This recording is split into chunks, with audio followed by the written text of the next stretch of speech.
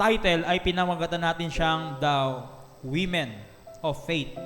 Hango sa storya ng babaeng inaagasan ng 12 taon. Okay, 12 years na meron po siyang menstrual disorder. Okay. Alam niyo po ba mga kapatid, sa Bible, meron pong nakatala na 200, almost 200 listed women. Babae na ito na pinagaling ng Panginoon, inaagasan ng babae, inaagasan ng dugo. Hindi po siya pinangalanan sa Bible. Unnamed woman po siya, pero ayon sa aking nabasang commentary, pinangalanan siya ng ibang mga Bible scholar. Ang pangalan niya ay Veronica. Pero wala pong wala pong katotohanan na yun ang pangalan niya sa Bible. Tignan po natin mga kapatid, no? Sa Mark chapter 5, verse 25 to 34, yun yung storya. Pero meron din po yung nasulat sa Matthew chapter 20, verse 22. Ganon din po mga kapatid, no? Iba lang yung pagkakasulat.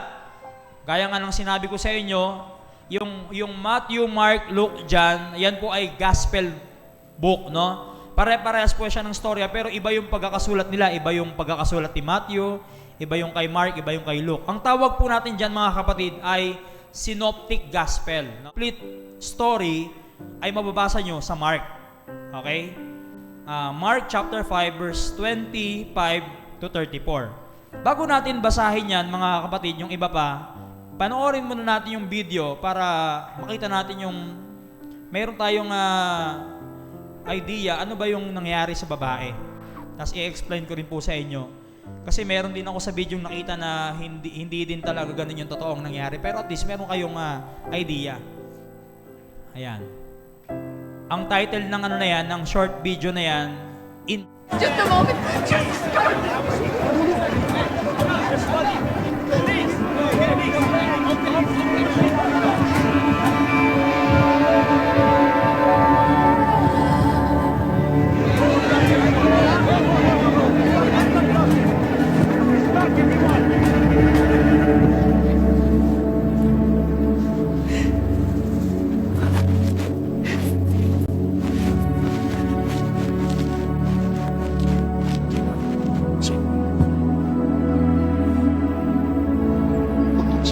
Everybody back.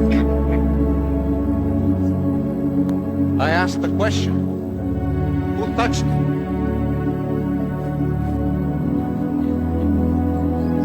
Master, the crowds are pressing in all around you like this, and you're asking who touched you? They all have. Someone touched me. I felt the power went out of me.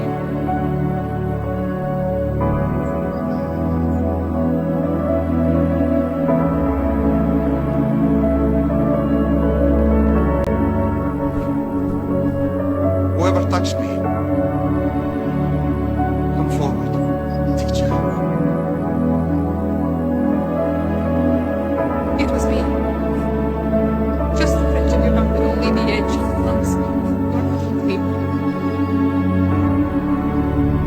Why have we gone? I'm sorry. I know I should have asked. But if you touched me, it would make you ritually unclean according to the law. I was sick. Sick for 12 years. I bled and something. But I believed if I could just touch a piece of your garment. And I was right.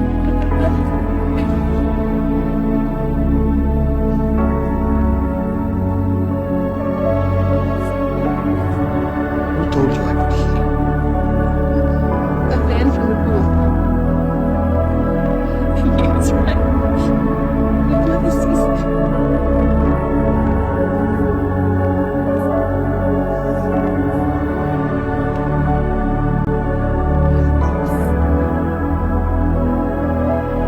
No, it's okay. Look up. Yes, you are. Daughter. Israel law, meron silang tinatawag na sanitary law. Sa mga company, di ba, meron tinatawag na sanitary permit. na kailangan malinis, lalo na sa mga pagkain o mga cosmetic products ng system. Meron din kayong ganyan siguro, sanitary license. Galing sa sanita engineer. Merong sanitary engineer parang ganyan yung term yan. Ngayon, in background po sa Israel, sa Leviticus chapter 15 verse 19, ang isang babae na inaagasan ng higit sa 7 araw ay magiging marumi. Hindi lang po siya marumi sa harapan ng Diyos, kundi marumi siya sa kanyang kapaligiran. Kaya kailangan siyang bumukod. So meron pong blood disorder itong babae. Okay? At makikita po natin dito, may explanation din bakit kaya dulo lang ng laylayan ng ating Panginoon yung kanyang hinawakan, kasi nga ayaw niyang marumihan yung ating Panginoon. Pero naniwala siya na bagamat dulo lang yung hahawakan niya, gagaling siya. At alam niyo po ba mga kapatid, violation po sa batas nila na makihalo siya sa crowd. Kaya yung sa nangyari po dito, para naipagsiksikan siya, actually hindi po talaga ganun yung nangyari. Nasa ilalim po siya ng galing. Gumagapang siya. Hindi niya inalintana yung baka madaganan siya, ma-stampede, o mamatay siya. Basta ang kanyang pananampalataya, mahawakan niya lang yung dulo, ay gagaling po siya. Ganun po kadakila yung kanyang pananampalataya. Amen? In Mark chapter 5, meron pong background papaano niya natagpuan ng Panginoon. Sa verse 1 to 20, meron pong pinagaling ang Panginoon na isang sinapiang lalaki. Nung nakita ng Panginoon, yun yung storya na na inilipat yung demonyo sa baboy. Tinanong ng Panginoon, what is your name? O what is thy name? Sabi ng demonyo, my name is Legion because we are many. Then, nung nabalitaan nyo ng mga tao na yung isang inalihan ng demonyo ay pinagaling, ang dami ng taong dumumog sa Panginoon. Okay? Ang dami ng tao. At merong isa doong tinatawag na synagogue leader na nagangarang Jairus. Namatay yung kanyang anak. At sabi niya sa Panginoon, synagogue leader siya, ibig sabihin kilala siya. So meron siyang parang, kumbaga kapit, no? Na pwede siyang ma-prioritize na mapagaling kaagad yung anak niya dahil leader siya ng synagogue. So lumapit siya, Panginoon, yung aking anak po ay namatay. Buhayin mo po siya, pagalingin niyo po ulit siya. So ang Panginoon pumayag. So papunta sila doon sa bahay ng pangalang Jairus. Habang nagpupunta po sila, kasabay po yan nung istorya na yan, yung babae. Ando doon pala yung babae sa gilid na nabalitaan niya ang Panginoon dadaan. Yun yung kanyang motivation. Bago makapunta doon sa bahay ni Jairus para buhayin yung anak, na 12 years old pong bata, mahawakan man lang niya yung dulo ng laylayan, naniniwala siyang gagaling siya. Tanong nga, sino ang nagsabi sa kanya noon? Nagagaling siya. Yung babae, yung man in the pool na pinagaling din ng ating Panginoon. So, hindi po, isa ito sa pinaka-unique, no? One of the most unique healing story in the Bible because hindi naman talaga siya intensyon na pagagalingin eh. In fact, hindi nga alam ng Diyos na, di ba, tinanong niya, who touched me? Kasi hindi talaga yun yung direktang pagagalingin ng Diyos eh. Hindi talaga siya yung intentional. Pero syempre, in the sight of God, God is all-knowing. Alam niya na mangyayari yun. Kasama sa plano ng Diyos yun. Pero, hindi yun yung intensyon na pagagalingin ng Diyos. Dadaan lang siya sa lugar na yun, pero meron palang babaeng hahawak sa kanya out of nowhere. Sa kanyang dulo ng dulo ng laylayan ng kanyang damit. Isa po ito sa unique story, healing story in the Bible dahil yung babae ay gumaling dahil sa kanyang sariling effort. Number 1, unang D, the woman's disease. Yung sakit niya. Ano kaya yung sakit niya? Sa tinang sinabi ng Bible, and a certain woman which had an issue of blood 12 years. Okay? 12 taon mga kapatid. Buti pa nga sa mga babae po na katulad ninyo na regular at normal yung menstruation period ng inyong buwan ng dalaw. Humihinto pagkatapos po ng 1 week. Pero itong babae na ito, 12 years. At alam niyo po ba kung paano sinabi ng Bible? Yung pag-agas, mga kapatid, fountain of blood. Hindi po patak-patak lang, kundi sumisirit talaga yung dugo. At alam niyo po ba, mga kapatid, sabi po diyan sa verse 26, Nahirapan po siya, no? Suffered many things of many physicians. Pinuntahan niya na lahat ng doktor. Anong doktor? Anong tawag sa doktor na eksperto sa dugo? Ni-research ko, ang tawag pala sa kanila, hematologist. Yan, hematologist. They are expert sa tinatawag na blood disorder, no? Hematopathologist or hematopathologist. They are highly trained about blood components. At alam niyo ba kung anong uring sakit meron itong babae na ito? Anong tawag sa sakit niya? Sinearch ko rin po anong tawag sa sakit na yon kasi hanggang ngayon pala mayroon pa rin ganyang case pero hindi naman po 12 years, no? Kasi pag lumampas na po ng umabot ng 2 weeks or 3 weeks o isang buwan, dinudugo ka pa rin, meron kang sakit na tinatawag na ayan. Ito, basahin nyo nga ito. Menorrhagia. Ayan. Menorrhagia. Description, mga kapatid, no? Anong description, no, ng kanyang sakit? For 12 years, she was suffered from bleeding. So meron po siyang sakit na tinawag na menorrhagia.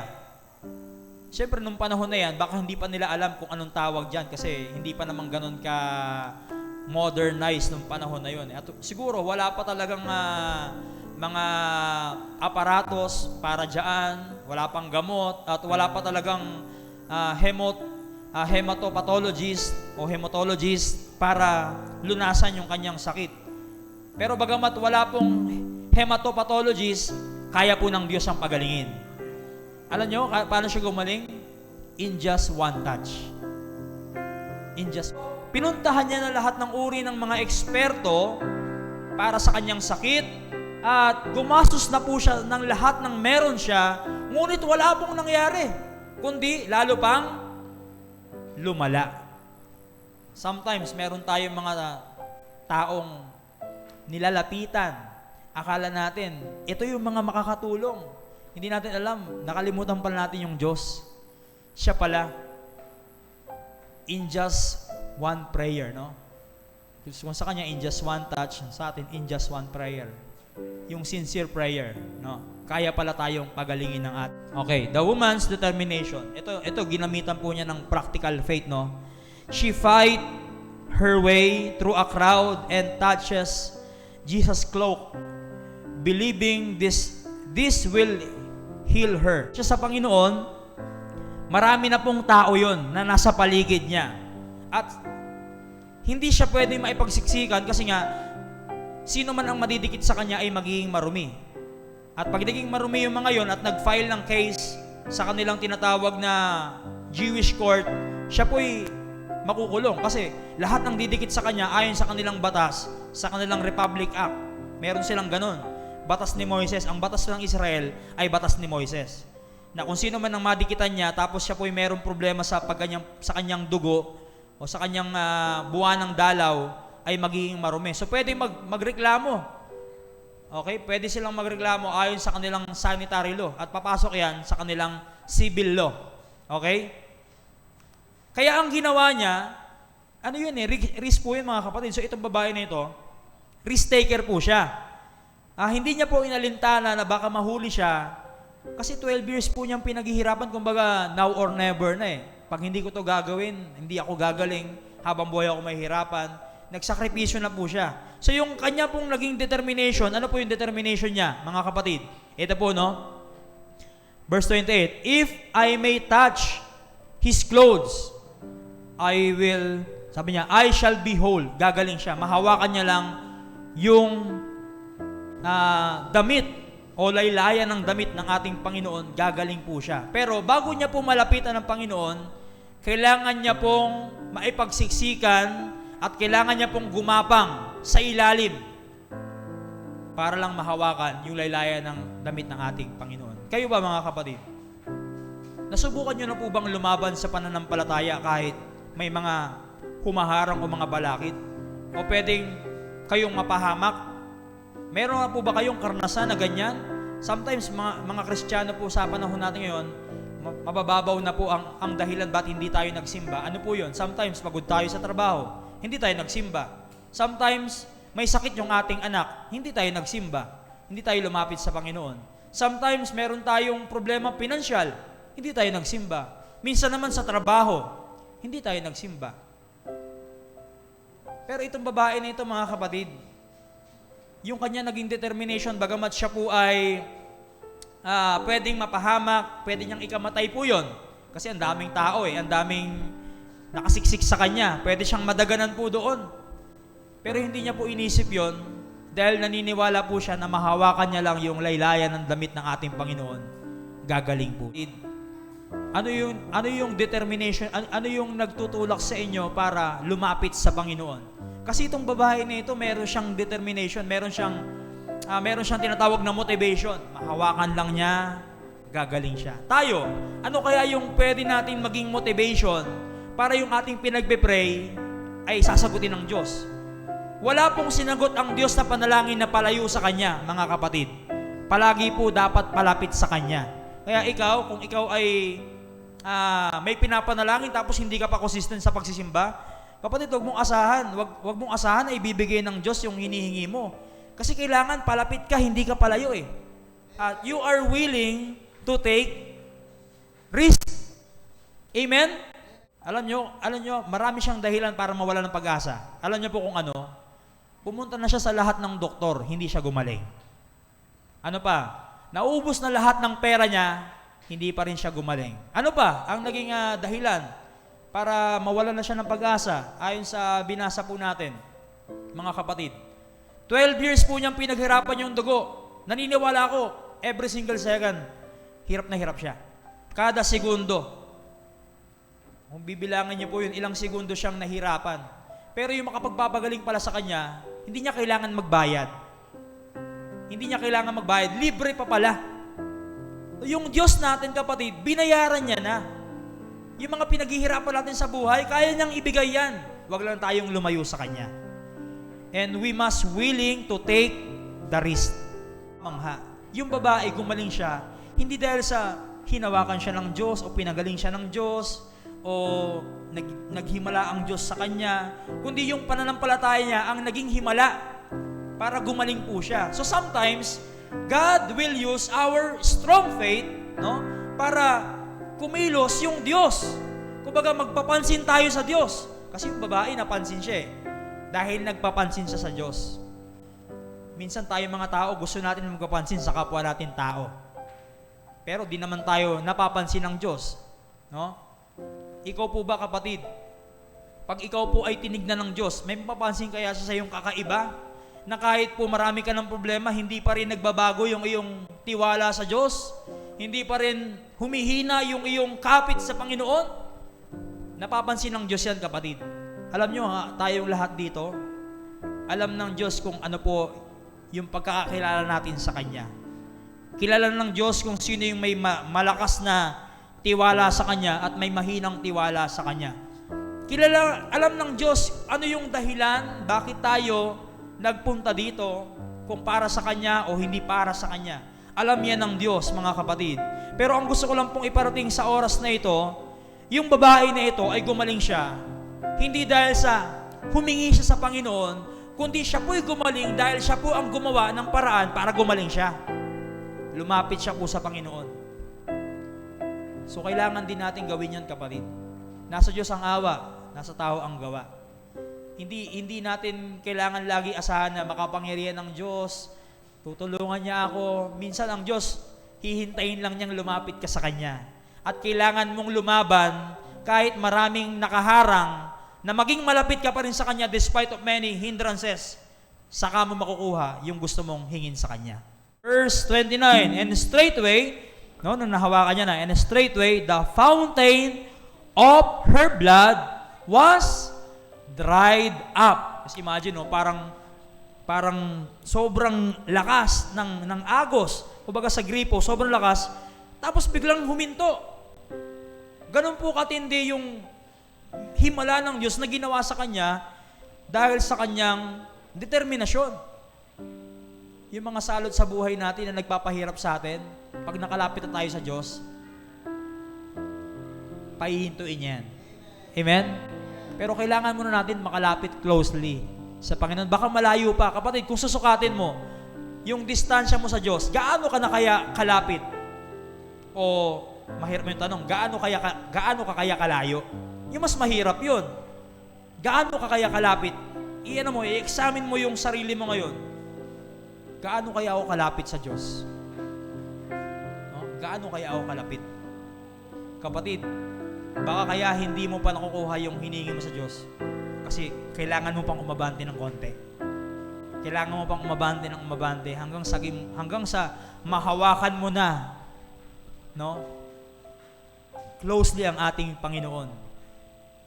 At yung motivation na yon, sabi ng Panginoon, sinabi ng Panginoon dito sa kanya, no? Daughter, your faith hath made thee whole. Yung pananampalataya mo, yun ang nagpagaling sa'yo. Sometimes hindi Diyos ang direkta hindi dapat ganun eh. Sometimes hindi dapat Diyos lang ang kikilos tapos wala tayong participation. Minsan gusto ng Diyos na ikaw lang talaga. At pag nakalapit ka na sa Diyos, sa Kanya na ibibigay sa'yo. Kumbaga yung process na kailangan mong pagdaanan, paghirapan mo talaga ng gusto. Huwag mong iasa sa Diyos lahat, kapatid. Kamusta? Kamusta yung laban mo? Lumalapit ka ba o lumalayo ka? Ikaw po makakasagot niyan. Hindi po ako. Ako rin, lumalaban din ako. Meron din akong sariling Christian track at ayoko maging malayo sa Panginoon. Kasi wala pong nagtagumpay na lumayo sa Panginoon. Wala po. Wala pong naging masaya. Walang happy ending, kapatid, ang lumayo sa Panginoon. Lahat ng lumayo sa Diyos, naging malapit kay Satanas. Lahat naman ng naging malapit sa Diyos, bagamat nandiyan si Satanas, hindi siya magtatagumpay kasi kasama niya ang Diyos. Who touched me? Nakita niya yung babae. Imagine niyo, sa dami-dami ng tao na sa paligid niya, may isa talaga na intention siyang hawakan. Ang dami niyang kasama doon eh. Yung iba, nasasagi siya, pero unintentional. No, baka tayo mamaya, no? Nagsisimba tayo, pero hindi talaga natin gustong sagiin ng Diyos. Hindi talaga natin siya gustong hawakan, kundi para masabi lang na nagsimba tayo, no? Nasagi lang natin ng konti. Nasagi lang natin ng konti ang Panginoon, feeling blessed na tayo, no? Feeling holy, feeling banal na tayo. Hindi po ganoon. Intention talaga, personal talaga. Personal mong desisyon na kaya ako pumunta sa church dahil gusto kong katagpuin ang Panginoon. Gusto ko siyang lapitan. Gusto ko siyang sambahin. Hindi dahil sa sinabi lang ng kasama mo, ng anak, ng asawa mo, ng kapatid mo, ng kuya mo, o ng kahit sino man sa paligid mo. Kaya ka nagpunta sa church dahil sa sarili mo, kapatid. Ikaw mismo ang lumalapit sa Panginoon. So, inamin ng babae, ako yun, Panginoon, ang humawak sa iyo. Kasi, naramdaman ng Diyos, nabawasan yung kanyang kapangyarihan na nakakamangha. Naramdaman ng Diyos na merong nawalang kapangyarihan sa kanya dahil may isang babaeng gumaling. So, ang Diyos pala, pag nasasagot yung ating panalangin, nararamdaman ng Diyos yun. Kasi yung blessing niya, hindi naman siya nawalan, kumbaga, nagpaambon lang siya. Hindi siya nabawasan, kundi nagdagdag lang siya sa iba. Nararamdaman yun ng Diyos. At nakikilala ng Diyos kung sino yung mga pinagpapala niya. Hindi yun parang, bahala na, parang maghahagi siya ng binhino, at bahala na kung sino makasalo. Hindi po. Kilala ng Diyos kung sino yung bubuhusan niya ng pagpapala. At sumalo ka, kapatid, at magpapansin ka sa Panginoon. Sabihin mo na kahit mahirap ang pinagdadaanan mo, pinipilit mo lumapit sa Kanya, kapatid, makakaasa ka, bubuhusan ka ng Diyos ang pagpapala. Mararamdaman niya ng Diyos kasi napansin niya yung babae. Hinanap niya kung sino who touched me? Dito sa atin, kaya kung tatanungin tayo ng Panginoon, sino kaya sa atin dito ang talagang nagpunta dito dahil siya talaga ay gustong lumapit sa Diyos? Sana aminin natin, Lord, ako po yun. Isa po ako doon. Amen? Yung babae, sabi niya, ako yun, Panginoon. Isa ako doon. Then, ano sabi ng Diyos sa kanya in verse 34? The commendation. Jesus reassures the woman that her faith hath brought about her healing. Yung sinabi ng Diyos, kumbaga yung promotion sa kanya ng Diyos and commendation. Daughter, anak, ang pananampalataya mo ang nagpagaling sa iyo.